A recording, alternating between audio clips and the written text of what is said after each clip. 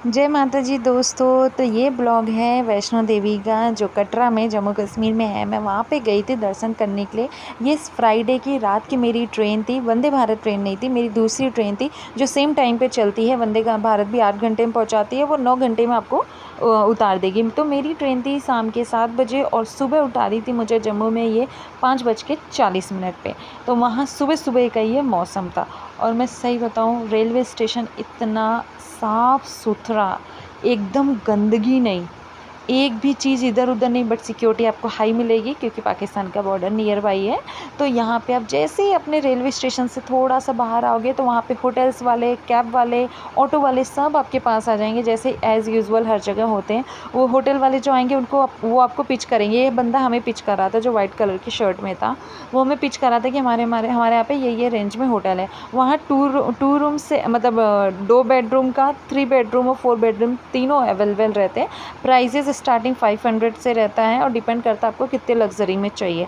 तो ये हमारा होटल था, 1000 रुपीज़ पर रूम मिला था, पर पर्सन नहीं, 1000 रुपीज़ पर रूम। हम डबल बेड का रूम लिया था और एक गद्दा हमने एक्स्ट्रा ले लिया था क्योंकि हम टोटल 8 लोग थे। तो एक रूम में 4 लोग थे, एक रूम में 4 लोग थे, तो हमने एक गद्दा एक्स्ट्रा ले लिया था नीचे सोने के लिए। उसके बाद हम अपने होटल से चेकआउट कर लेते हैं वैष्णो माता जी के यहाँ पे जाने के लिए। चेकआउट हमने कर लिया था, हम सुबह वहाँ पे होटल रूम में पहुँच गए थे 7 बजे। 8 बजे हम चेकआउट करे थे, 8 साढ़े 8 बजे। उसके बाद हमने अपना पास बनवाया था। बिना पास के आपको अलाउ नहीं होता। पास के लिए आपका आधार कार्ड और लाइव फ़ोटो रहता है, वो क्लिक करेंगे। उसके बाद आप चेकआउट करोगे। जो पीछे था चेकआउट में, वो चेक करते हैं कि आपके पास क्या क्या चीज़ें हैं, इलेक्ट्रिकल आप सामान लेके जा रहे हैं और क्या क्या चीज़ें, मतलब वही अगर आप इलेक्ट्रिकल में कैमरा और फ़ोन आपके पास दोनों है तो दो में से कोई एक आप ले जा सकते हो। चाहे कैमरा ले जाओ चाहे फ़ोन। अगर फ़ोन ले जाना है तो कैमरा की एक उन्होंने पर्ची बना देनी है, आप अपने पास रखोगे, वो अपने पास जमा कर लेंगे, आते टाइम उन्हें दे दो, वो आप रिटर्न कर देंगे। फिर 6 किलोमीटर चेकआउट से 6 किलोमीटर आप जाओगे, अर्धकुमारी जी पड़ेंगी जहाँ पे ये लोग स्नान कर रहे थे। यहाँ पे गंगा जी आती हैं, गंगा जी के पानी में इन्होंने स्नान करा था। हमने तो बस छींटे मारे थे ऊपर क्योंकि हम नहाए नहीं थे, हम नहा के होटल रूम से चले थे। तो हमने सिर्फ गंगा जी का पानी डाला था, हाथ मुँह धुला था और फिर वापस वहाँ से फिर धीरे धीरे आप चलते जाओगे, चलते रहोगे तो आपको हर जगह बेस्ट पार्ट ये है, आपको नीट एंड क्लीन रोड बनेगा। 2 रोड बन गए, नए और पुराने। मैं सजेस्ट करूँगी नए रोड से जाना क्योंकि नए रोड का जो उन्होंने पत्थर लगाया है ना रोड पे चलने के लिए, वो बहुत अच्छा पत्थर है, स्मूथली आप चले जाओगे। जो पुराने रोड वाले हैं ना, वो बहुत कांटेदार है, वो पैरों में बहुत चुभते हैं। वो एक्चुअली घोड़ों के लिए बनाया गया है क्योंकि घोड़े खच्चर वहाँ पे चलते हैं, तो उनके हिसाब से बनाया गया। नए वाले रोड से जाओगे तो 1.5 किलोमीटर आपको एक्स्ट्रा चलना पड़ेगा, बट वो बहुत अच्छा, आपके पैरों में दर्द नहीं होगा और आप एकदम कंफर्टेबल शूज़ पहनना, ताकि शूज़ या चप्पल कोई भी पहनना एकदम कंफर्टेबल। और अपने साथ कुछ मत लेके जाना, पानी का बॉटल तक नहीं, क्योंकि हर जगह आपको मिलेंगे। बस अपने कैश और फ़ोन अपने पास रखना। अगर फ़ोन में पोस्टपेड सिम है तो रखना, अदरवाइज़ प्रीपेड है तो वो चलेगा नहीं, तो फ़ोन अपने रूम पे रख के आ जाना। यहाँ पे हम धीरे धीरे चलते गए थे तो हम यहाँ पे लॉकर रूम के पास पहुँच गए थे। हमारे वहाँ पे भैया के जानकार के कोई थे, उनसे हमने बात किया तो उन्होंने बोला था कि यहाँ पे हमारे जान पहचान है, उनके यहाँ पे अपना सामान रख देना। जो लॉकर रूम का 50 रुपये लेते हैं, 100 रुपये लेते हैं, वो लेने की ज़रूरत नहीं पड़ेगी। तो हम ये पार्वती भवन के पास रुके थे, हमें जाना था देवी भवन, जहाँ पे वो अंकल को हमें अपना सामान देना था। आगे थोड़ा सा 1 किलोमीटर के आसपास चलोगे तो वहाँ पे देवी भवन पे हम आ जाएंगे। वहाँ पे हमने अपने सामान रख दिए थे। इधर ही देवी भवन है आगे जाके। यहाँ पे हमने अपना सामान रख दिया था, हमारे 4-5 बैग रख दिया था, स्लीपर वगैरह सब उतार दिया था। उतारने के बाद वहाँ पे हम अपना देवी जी के यहाँ पे जा रहे थे रास्ते पे, और दर्शन करने के बाद ही ये वापस में आके यहाँ पे अपनी वीडियोस बना रही, क्योंकि हम सुबह से कुछ खाए नहीं थे। हम 8 लोग गए थे, हमने कुछ खाए पिए तो बच्चों को हमने कुछ नहीं खिलाया था। जूस और पानी, कोल्ड ड्रिंक्स पी के और चॉकलेट खा के हमने गए थे। हम वहाँ पे देवी जी का दर्शन करे आए, फिर हमने थोड़ी देर आराम करा तो बच्चे यहाँ पे आके सैंडविचेस खा रहे थे। सैंडविचेस खा के, कोल्ड ड्रिंक पी के, कॉफ़ी पी के हमने फिर से चढ़ाई शुरू करी काल भैरव जी का चढ़ाई करने के लिए। और मैं एक बात बताऊँ, जैसे जैसे माता जी के मंदिर के पास आते रहोगे ना, इससे 1 किलोमीटर रह जाएगा, आपकी लिटरली हिम्मत नहीं करेगी कि आप और चलो और चलो और चलो, मतलब पैर उठता ही नहीं है। बट फिर भी हमने मेहनत करके हमने पहुँच गए थे माता जी के दर्शन करने के बाद। जब हम काल भैरव की चढ़ाई कर रहे थे, ये काल भैरव जी का दर्शन है। काल भैरव जी की चढ़ाई और मुश्किल थी, वो एकदम खड़ी स्ट्रेट चढ़ाई थी, वहाँ से हम चढ़ नहीं पा रहे थे।